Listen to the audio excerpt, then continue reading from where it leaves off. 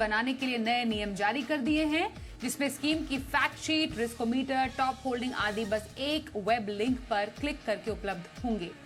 तो चर्चा करेंगे क्या होगा इन नियमों का निवेशकों को फायदा, और साथ ही हम बताएंगे पोर्टफोलियो रिव्यू कब और कैसे करें। हमारे साथ इस पर बातचीत करने के लिए दो खास एक्सपर्ट्स हैं। परिचय करा देते हैं। मृन अग्रवाल, फाउंडर फिनसेफ, और प्रबलीन बाजपेयी, फाउंडर फिनफिक्स। मृन और प्रबलीन दोनों का बहुत स्वागत करते हैं मनी गुरु के आज के इस खास कार्यक्रम में। सबसे पहले जरा जानना चाहेंगे, क्या ये सेबी का नया नियम है जिसको 1 अप्रैल 2024 से लागू करने की पूरी तैयारी है? कैसे स्कीम को समझना थ्रू स्कीम इंफॉर्मेशन डॉक्यूमेंट ज्यादा आसान हो सकता है इन्वेस्टर्स के लिए? मृन, अभी तक कौन कौन से इंफॉर्मेशन थे जो इन्वेस्टर्स के लिए मौजूद थे, और इस बदलाव करने के पीछे, इसको और सिंप्लीफाई करने के पीछे बड़ी वजह क्या है? आई थिंक इसको सिंप्लीफाई करने की वजह यही है कि जो फैक्ट शीट है उसको पढ़ने इन्वेस्टर्स के लिए इतना आसान नहीं रहता है, और बेसिकली ताकि इंफॉर्मेशन रिलेटेबल हो। जैसे एक इंफॉर्मेशन जो है that they have to share the total expense ratio for 6 months, right? या अगर ये हुआ कि जो बेंचमार्क है, आप कौन सा बेंचमार्क यूज कर रहे हैं और उसका जस्टिफिकेशन की जरूरत है। Also how the scheme is different from the existing schemes of the mutual fund. तो ये सब बहुत इंपॉर्टेंट एस्पेक्ट्स हैं जो इन्वेस्टर्स को थोड़ा इंफॉर्मेशन देंगे, जिसके थ्रू वो डिसाइड कर सकते हैं कि इनको इस फंड में निवेश करना है कि नहीं। बिल्कुल।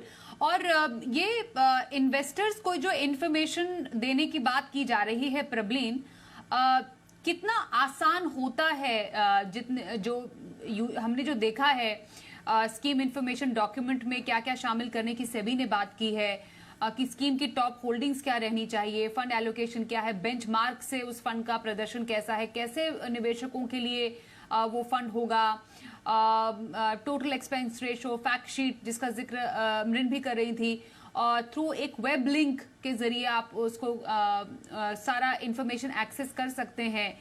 ये सभी चीजें एक इन्वेस्टर्स के लिए जरूरी होती है जब वो फंड में इन्वेस्ट करने के लिए फंड के लिए होमवर्क कर रहे होते हैं। जी नमस्कार स्वाति जी। एब्सोल्युटली, जैसे अभी मैंने मेंशन किया कि ऑलरेडी काफी सारी रेलेवेंट इन्फॉर्मेशन है जो हमारे पास स्कीम इन्फॉर्मेशन डॉक्यूमेंट में अवेलेबल होती है, और मेरे ख्याल से जो ये नया अभी उनने जो चेंजेस प्रपोज किए हैं, इसके साथ इस डॉक्यूमेंट को और ज्यादा ट्रांसपेरेंट और यूजफुल बनाने की कोशिश की जा रही है। इसमें जो मेरे ख्याल से कुछ बहुत रेलेवेंट एडिशंस हैं, जो हमने देखा है कि सेबी काफी टाइम से बोल रहा है कि जो भी एएमसी के पर्सनल है उनका इन्वेस्टमेंट होना ही चाहिए, स्पेशली जो टॉप मैनेजमेंट है, फंड मैनेजर्स हैं, उनका खुद का इन्वेस्टमेंट होना चाहिए स्कीम में। और ये चीज अब इन्वेस्टर्स को उनके स्कीम इंफॉर्मेशन डॉक्यूमेंट में डायरेक्टली दिख पाएगी कि जो फंड मैनेजर है, जो उनकी स्कीम को मैनेज करने वाले हैं, उनका खुद का कितना इन्वेस्टमेंट है उस स्कीम में। तो मेरे ख्याल से ये बहुत ही ज्यादा रेलेवेंट इंफॉर्मेशन होगी, और इससे कॉन्फिडेंस बिल्डिंग होगी जो प्रोस्पेक्टिव इन्वेस्टर हैं, जो निवेशक हैं, जो इन्वेस्ट करना चाहते हैं।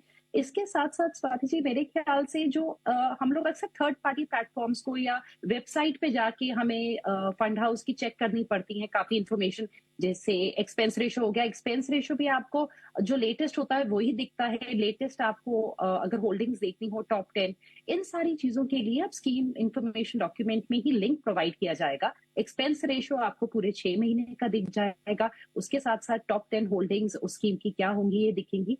तो स्कीम इंफॉर्मेशन डॉक्यूमेंट जो ऑलरेडी एक काफी लंबा चौड़ा 100 पन्ने से ज्यादा का डॉक्यूमेंट है, उसको थोड़ा सिंप्लीफाई करके जो बहुत रेलेवेंट एस्पेक्ट्स हैं जो एक निवेशक को पता होना चाहिए, उनको ऐड करने की कोशिश की गई है। और इसके साथ साथ जो ये चेंजेस हैं, ये हम जो की इंफॉर्मेशन मेमोरेंडम है उसमें और स्टेटमेंट ऑफ एडिशनल इंफॉर्मेशन में भी देखेंगे। वहां पे भी मैनेजमेंट और जो बोर्ड ऑफ डायरेक्टर्स हैं उनकी इन्वेस्टमेंट्स पर्टिकुलर स्कीम्स और फंड हाउस में कितनी है, वो हमें दिखने लगेंगी आगे चल के। तो मकसद यही है सेबी का कि फंड में निवेश करना, फंड को समझना एक निवेशक के लिए आसान हो, कहीं बहुत ज्यादा इधर उधर सोर्स पे जाने की जरूरत ना पड़े, एक ही जगह पर सारी जानकारी एक फंड की, वो भी डिटेल्ड जानकारी ज्यादा पारदर्शिता के साथ किसी फंड की हो। और जो ऑलरेडी सेबी के पास जो स्कीम्स हैं, सेबी के पास जो पहले से ही दाखिल स्कीम्स है उस पर लागू नहीं होगा, इस बात को जरूर समझिएगा। तो ये स्कीम जो है आप अच्छे से समझ पाएंगे इस नए स्कीम इंफॉर्मेशन डॉक्यूमेंट में बदलाव के चलते 1 अप्रैल 2024 से। आइए अब जरा समझने की कोशिश करते हैं पोर्टफोलियो रिव्यू के बारे में। ये बहुत ही एक महत्वपूर्ण एस्पेक्ट होता है। जब आप पोर्टफोलियो बनाते हैं, उसमें निवेश करते हैं, तो जरूरत होती है बार बार उसको बीच बीच फिक्सिंग की जरूरत पड़ती है। लेकिन ये फिक्सिंग कितनी और कब की जानी चाहिए, इसके बारे में हर किसी को जानकारी जरूर होनी चाहिए। मृन, मैं सबसे पहले आपसे समझना चाहती हूँ, पोर्टफोलियो रिव्यू की हम बात तो करते हैं, लेकिन क्यों इतनी इंपॉर्टेंट, क्या हमें मालूम चलता है पोर्टफोलियो रिव्यू करने के दौरान? तो सबसे पहले तो स्वाति, पोर्टफोलियो रिव्यू करना बहुत इम्पोर्टेंट होता है। हम लाइफ में जो भी करते हैं उसका कभी ना कभी तो हमें चेक करना पड़ेगा कि वो कैसे चल रहा है, राइट। सो जो हमने इन्वेस्टमेंट्स किए हैं तो उसके लिए भी अगर हम लाइक इन्वेस्टमेंट्स रिव्यू के बारे में बात करें तो उसको भी हमें परखना बहुत जरूरी है, ये देखने के लिए कि जो हमने इन्वेस्टमेंट्स किए हैं सबसे पहले तो क्या वो हमारे गोल्स को मीट करने में हमारी हेल्प कर रहे हैं। अच्छा, दूसरा क्या होता है ना कि जब तक हम ये करेंगे नहीं, हम तब तक जानेंगे नहीं कि क्या हो रहा है। कि हमें लगेगा अच्छा मार्केट में अभी मिड कैप 30% बढ़ गया है तो मेरा पोर्टफोलियो भी 30% बढ़ गया होगा। ज्यादातर मैंने देखा है कि जब तक हम ब्लैक एंड व्हाइट में नहीं देखते हैं तो हमें राइट पर्सपेक्टिव नहीं आता है। और जब हमें ये राइट पर्सपेक्टिव आता है तभी हमें पता चलता है कि हमें कौन सा एक्शन फ्यूचर में लेना चाहिए अपने इन्वेस्टमेंट्स को और अपने जो दूसरे पर्सनल फाइनेंस के एस्पेक्ट्स हैं, जैसे फॉर एग्जांपल इंश्योरेंस या लोन्स हैं, इनको मैनेज करने के लिए। बिल्कुल। तो कई ऐसे चीजों के बारे में पोर्टफोलियो रिव्यू के दौरान पता चलता है, जैसे कि एक बहुत ही इंपॉर्टेंट एस्पेक्ट है प्रबलीन, कि हम एक लक्ष्य के आधार पर निवेश करते हैं, लेकिन कई बार हमारा लक्ष्य ही बदल जाता है, कई बार हम लक्ष्य के बेहद करीब चले जाते हैं या अचीव भी हो जाता है लक्ष्य। तो ये एक इम्पॉर्टेंट पैरामीटर है समझने का कि आपको उस समय पोर्टफोलियो रिव्यू करने की जरूरत है। तो कैसे हम समझें कि आपका जो गोल है और इन्वेस्टमेंट पोर्टफोलियो है वो आपस में मेल खा रहा है कि नहीं? जी, बिल्कुल। मेरे ख्याल से हमने जब कोई भी एक फाइनेंशियल प्लानिंग की और गोल सेटिंग की है, स्वाति जी, हम एक लक्ष्य को लेके चल रहे हैं कि मान लीजिए हमें आज से 10 साल बाद एक स्पेसिफिक अमाउंट की जरूरत है और उसके लिए हमने कोई निवेश शुरू किया। और इसके अलावा हमारे फाइनेंशियल प्लान के बहुत सारे हिस्से होते हैं जिसके लिए हम इन्वेस्टमेंट्स कर रहे हैं, बाकी एस्पेक्ट्स का ध्यान रख रहे हैं कि हमारी कितनी सैलरी आ रही है, हमने कितनी सेविंग की है, हमारे ऊपर लोन्स कितने हैं। इन सारी एस्पेक्ट्स का हम ध्यान रख के अपनी निवेश को करते हैं। जब तक हम इन चीजों को रिव्यू नहीं करेंगे तब तक जो एक लिंक है हमारी इन्वेस्टमेंट्स और हमारे गोल्स के बीच में वो बैठेगा नहीं। मान लीजिए कि हमने अपनी गोल सेटिंग की है और हमें लगता है कि हमें अपने बच्चे की इन्वेस्टमेंट के लिए 15 साल बाद आज की डेट में 40 लाख रुपए चाहिए। तो अगर हम इन्फ्लेशन जोड़ें, एजुकेशन इन्फ्लेशन 8% पे, यानी कि हमें 15 साल बाद करीबन 1.26 करोड़ चाहिए होगा। अब ऐसा हो सकता है कि आपका एक सेकंड चाइल्ड हो। जब आपने पिछली बार अपने गोल सेटिंग की थी, फाइनेंशियल प्लानिंग की थी, अब आपका सेकंड चाइल्ड हो, तो आज से 18 साल बाद शायद आपको एक और गोल सेट करने की जरूरत है और उसके लिए आप कितना इन्वेस्ट करें। और रिव्यू के दौरान ही हमें ये पता चलता है कि क्या हमने सही निवेश कर रखा है या नहीं कर रखा है।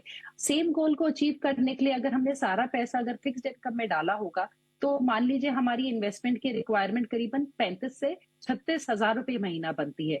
पर यही अगर हम नहीं कर पा रहे हैं और अब हम थोड़े से कंस्ट्रेंट में है कि हमें एक अपने सेकंड चाइल्ड के लिए भी इन्वेस्टमेंट करनी है, तो वहां पे मेरे ख्याल से आती है अगेन रिव्यू करके हमें ये पता चल सकता है कि अगर हम इक्विटी को चूज कर ले एज एन एसेट क्लास, तो सेम गोल को अगर हम एक 12% के रिटर्न्स पे ले तो हम 25,000 की इन्वेस्टमेंट से पूरा कर पाएंगे। यानी कि एक लगातार प्रोसेस है, क्योंकि जीवन के साथ साथ हमारे फाइनेंसेस बदलते रहते हैं, हमारी इनकम चेंज होती है, हमारे एक्सपेंसेस चेंज होते हैं और इतने सारे लाइफ इवेंट्स आते हैं। जब तक हम इन दोनों चीजों को लेके साथ साथ इनका रिव्यू टाइमली नहीं करेंगे, साल में एक बार तो डेफिनेटली और साल में 2 बार भी किया जा सकता है, डिपेंडिंग ऑन कि आपकी लाइफ के कितने चेंजेस हुए हैं आपको लगता है, तो ट्वाइस अ ईयर भी कर सकते हैं। और इससे आप भटकेंगे नहीं, आपकी इनएफिशिएंसी नहीं आएगी पोर्टफोलियो में और ऑप्टिमल यूटिलाइजेशन ऑफ रिसोर्सेज हो पाएगा जो भी आपके पास है अपने गोल्स की तरफ। मृन, पोर्टफोलियो रिव्यू करते टाइम आइडियली चेक क्या क्या करते रहना चाहिए? क्योंकि हर एक एस्पेक्ट को चेंज करना या देखना पॉसिबल नहीं हो पाता, लेकिन कौन सी ऐसी इंपॉर्टेंट पैरामीटर्स हैं जिसको चेक करना हर एक रिव्यू में बहुत इंपॉर्टेंट है? तो सबसे पहले तो स्वाति, सबके लिए रिटर्न इम्पोर्टेंट है। तो सर्टेनली हमारा पोर्टफोलियो का क्या रिटर्न आ रहा है ओवरऑल बेसिस पर, एंड ऑल्सो इंडिविजुअली जो हमारे अलग अलग इन्वेस्टमेंट्स हैं उसका क्या परफॉर्मेंस है, ये सबसे पहले हमें चेक करना पड़ेगा।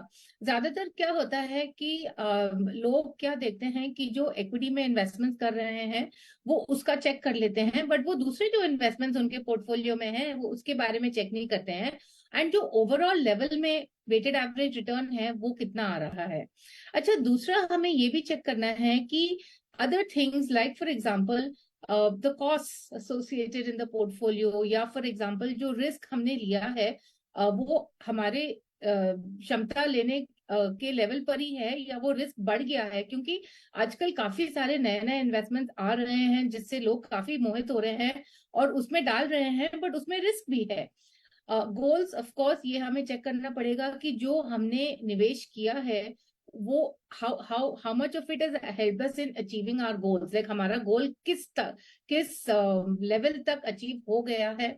अच्छा, अगर हमें एडिशनल फंड्स डालने हैं या अगर कुछ हमारी लाइफ सिचुएशन में चेंजेस हैं और हमारे गोल्स रीअलाइन करने हैं, I think Praveen also talked about it, उन्होंने एग्जांपल दिया कि अगर दोनों बच्चों के लिए सेव करना है तो अगर आप ये रिव्यू करेंगे तो आपको पता चलेगा कि मेरे को कैसे एलोकेट करना है। इसमें एक और बात मैं आजकल बहुत देख रही हूँ कि जो लोग चाइल्ड एजुकेशन के लिए अमाउंट सेव कर रहे हैं उनको एकदम से उनको लग रहा है कि ये अमाउंट बहुत कम है, तो जब हम रिव्यू करते हैं तो उस समय हम ये नया अपने गोल को रीअलाइन भी कर सकते हैं या रीडू भी कर सकते हैं। एंड फाइनली अगर हमें अपने पोर्टफोलियो को कुछ चेंज करना है तो ऐसा है, मैं एग्जांपल देती हूँ। For example for retirement most salaried people वो ईपीएफ पर ही ध्यान देते हैं जनरली, इक्विटीज या एनपीएस में उनका ध्यान नहीं रहता है रिटायरमेंट के लिए। बट मे बी उन्होंने कुछ रिसर्च किया हो या उनको सुनने में आया हो या उन्होंने आपका शो देखा हो और वो चाहते हैं कि अच्छा अब मैं एनपीएस में भी निवेश करूं। तो जब पोर्टफोलियो रिव्यू करते हैं तो हम अपना एसेट एलोकेशन कैलकुलेट करते हैं, तो उस बेसिस पर फिर वो और ये भी डिसाइड कर सकते हैं कि हमें कैसा एलोकेशन रखना है और ये इक्विटी एलोकेशन बढ़ाना है कि घटाना है। तो बहुत सारी चीजें आती हैं, बट मेन तीन यही होती हैं कि हमें हमारा रिटर्न, हमारे इन्वेस्टमेंट्स कैसा कर रहा है, हमारा पोर्टफोलियो कैसे परफॉर्म कर रहा है, हमारा एसेट एलोकेशन क्या है, इसको इसको चेंज करने की जरूरत है या नहीं अपने लाइफ सिचुएशन के ऊपर, और किस हद तक हमारे गोल्स हमने अचीव किए हैं। हम्म। और इसमें एक इम्पॉर्टेंट एस्पेक्ट है जिसकी अब से हम थोड़ी देर में चर्चा करेंगे कि खराब फंड का किया क्या जाए। अब आप जब पोर्टफोलियो रिव्यू कर रहे हैं तो आपको जरूर ये नजर आता होगा कि कुछ ऐसे फंड है जो परफॉर्म ही नहीं कर रहे हैं, बहुत टाइम से परफॉर्म नहीं कर रहे हैं। तो कितना इंतजार करना चाहिए एक खराब फंड से एग्जिट करने का, और क्या वाकई एग्जिट करना चाहिए, एग्जिट स्ट्रैटेजी क्या हो, इस पर भी चर्चा थोड़ी देर में करेंगे। एक छोटे से ब्रेक के बाद बने रहिए हमारे साथ।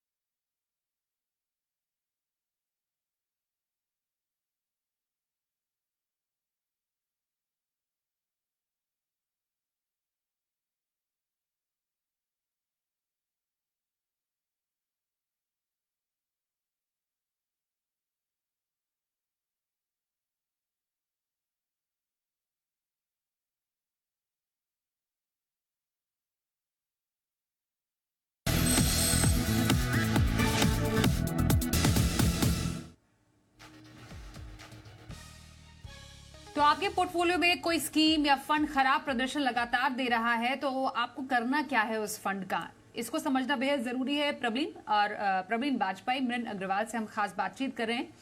प्रवीण, कोई फंड खराब प्रदर्शन कर रहा है तो कितना आइडियल इंतजार किसी को करना चाहिए? क्योंकि कई लोग तो छोटे से छोटे अवधि के खराब परफॉर्मेंस से भी घबरा जाते हैं और उनको लगता है कि अभी तो मैंने पिछले महीने ही एक नया फंड लिया था, 3 महीने हो गए, 6 महीने हो गए, ये तो इतना अच्छा फंड था लेकिन क्यों अच्छा प्रदर्शन नहीं कर रहा है।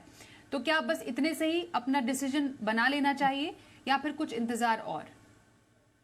जी, अभी जैसे स्वाति जी मृण ने मेंशन किया था कि रिटर्न्स एक बहुत इंपॉर्टेंट एस्पेक्ट होता है, और स्पेशली म्यूचुअल फंड्स में क्योंकि इतनी ट्रांसपेरेंसी है, हर रोज हमें दिख जाता है कि हमारी परफॉर्मेंस कैसी चल रही है, हमारी इन्वेस्टमेंट्स कैसा कर रहे हैं, कि हम लोगों की थोड़ी सी ओवर एनालाइज कहीं ना कहीं हम करना चाहते हैं और थोड़ा घबराते भी हैं कि हमारा पोर्टफोलियो शायद सही नहीं है या हमें रिटर्न्स नहीं मिलेंगे।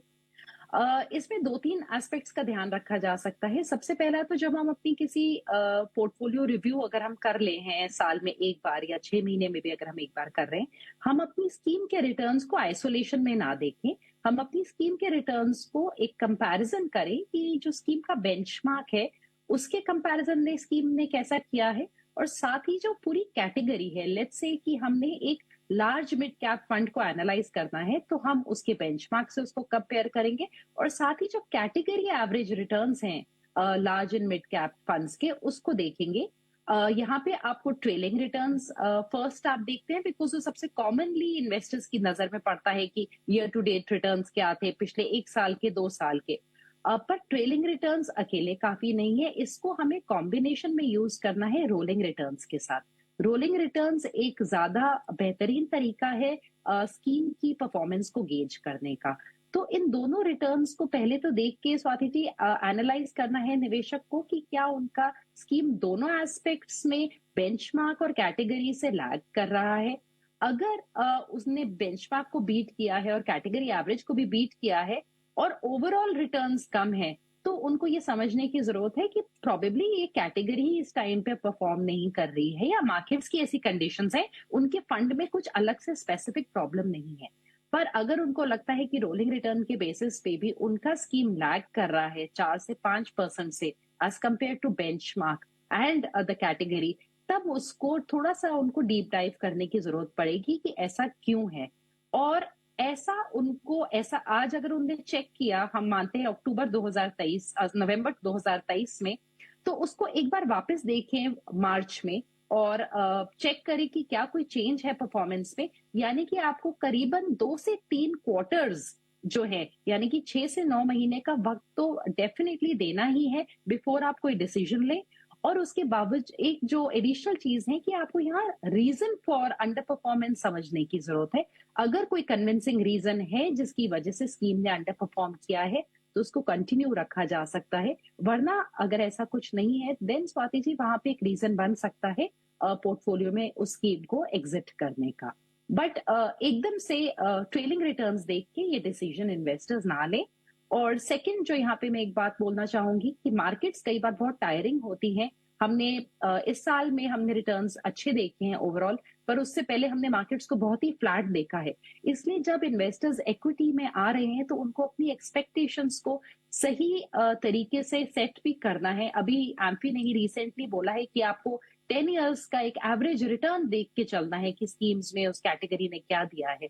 अगर आप वो देख के चलेंगे कि भाई आपको 12 से 14% या 12% का रिटर्न मिल सकता है, तो स्वाति जी उससे एक बेटर एक्सपेक्टेशंस की सेटिंग हो जाती है। आप 30% के रिटर्न्स एक्सपेक्ट नहीं कर रहे हैं, तो उस चीज का भी गौर देते हुए ही निवेशक एक पहली बात इन्वेस्ट करें और रिव्यू में भी इस चीज का ध्यान रखें। बिल्कुल। और ये फंड वीड आउट करते समय मृण, कई बार हमें ये रियलाइज होता है कि हमने एक्चुअली काफी ज्यादा कॉन्सेंट्रेशन कर लिया। यूजुअली कंसंट्रेशन रिस्क एक बहुत बड़ा खतरा पोर्टफोलियो के लिए होता है। हम एक ही एमसी को चुन लेते हैं जो शायद हमें पसंद है और हमें लगता है कि हाँ इस फंड हाउस ने तो बहुत अच्छे फंड दिए हैं, तो भावुक हो के हम बहुत सारे फंड एक ही फंड हाउस के ले लेते हैं या फिर एक ही कैटेगरी के बहुत सारे फंड्स में निवेश कर देते हैं। तो अगर ऐसी कोई सिचुएशन है किसी के पोर्टफोलियो में, तो रिव्यू करते टाइम ऐसी सिचुएशन में एक ही तरीके के बहुत सारे फंड्स में से कैसे फंड्स को निकाला जा सकता है? बिल्कुल। तो सबसे पहले तो एक्चुअली मैंने बहुत ऑफन देखा है कि इन्वेस्टर्स काफी ओवर डाइवर्सिफाई कर लेते हैं। तो जैसे कि आपने कहा कि बहुत सारे फंड्स एक कैटेगरी के, या बहुत सारे फंड्स एक ही फंड हाउस के, या हमने बहुत सारे फंड्स खरीद रखे हैं, जैसे 20-25 फंड खरीद रखे हैं जिसमें हमने छोटा छोटा अमाउंट निवेश किया है। तो आई फील कि जब हम अपना पोर्टफोलियो रिव्यू कर रहे हैं, और अगर पहले तो मैं यही कहूंगी कि हमें अपना पोर्टफोलियो रिव्यू साल में एक ही बार करना चाहिए, बहुत ऑफन नहीं करना चाहिए। बिकॉज इससे क्या होता है कि हमें लगता है कि हमें कोई एक्शन लेना है, तो साल में एक ही बार कीजिए। और अगर आप रीबैलेंस करने की सोच रहे हैं, सो फॉर एग्जांपल, अगर आपको लगता है कि मेरा इक्विटी का एलोकेशन बहुत हाई हो गया है, जो मेरा लिमिट है उससे वो बहुत ज्यादा ऊपर हो गया है, और मुझे थोड़ा इसको घटाना है, थोड़ा कम करना है, ताकि अपना एसेट एलोकेशन मेंटेन कर सकते हैं, तो मेरे ख्याल से instead of, I think first we should weed out these funds, जैसे अगर हमारे पास निफ्टी 50 के 4 फंड हैं, राइट, या अगर एक ही फंड हाउस से हमारे पास 4 फंड हैं, या अगर बहुत ही छोटे छोटे अमाउंट्स के इन्वेस्टमेंट्स हैं, आई फील पहले हमें इन 3 कैटेगरी से रिडीम करना चाहिए, and then only we should look at redeeming the other funds so that we can consolidate the portfolio to about 4 to 5 funds.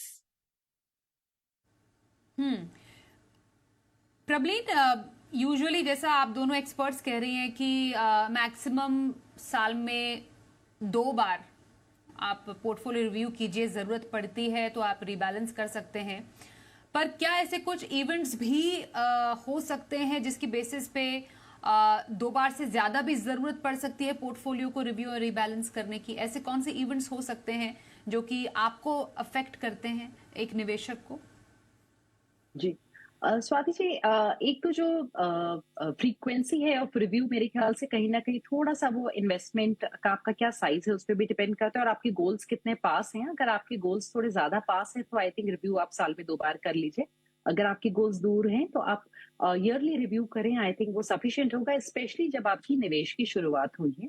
उसके अलावा आई थिंक स्पेसिफिक इवेंट्स हैं जब निवेशक अपने रिव्यू कर सकते हैं पोर्टफोलियोज को। एक तो होता है कि अगर कोई टैक्सेशन में चेंजेस है, रेगुलेटरी चेंजेस आए हैं, जैसे हमने इंटरनेशनल इन्वेस्टिंग और गोल्ड में बदलाव देखा टैक्सेशन को लेके, तो वो एक चीज है जिसको इन्वेस्टर्स नोट कर सकते हैं, और उसके बेसिस पे अगर रिव्यू कर सकते हैं कि ओवरऑल उनकी टैक्स लायबिलिटी में कोई बहुत ज्यादा फर्क तो नहीं आ रहा है। इसके साथ साथ कुछ मार्केट कंडीशंस होती हैं जब उनको लग सकता है कि जैसे हमने इस साल देखा कि मिड कैप और स्मॉल कैप्स में बहुत तेजी देखी, जबकि हमने लार्ज कैप्स में बहुत ज्यादा तेजी नहीं देखी थी।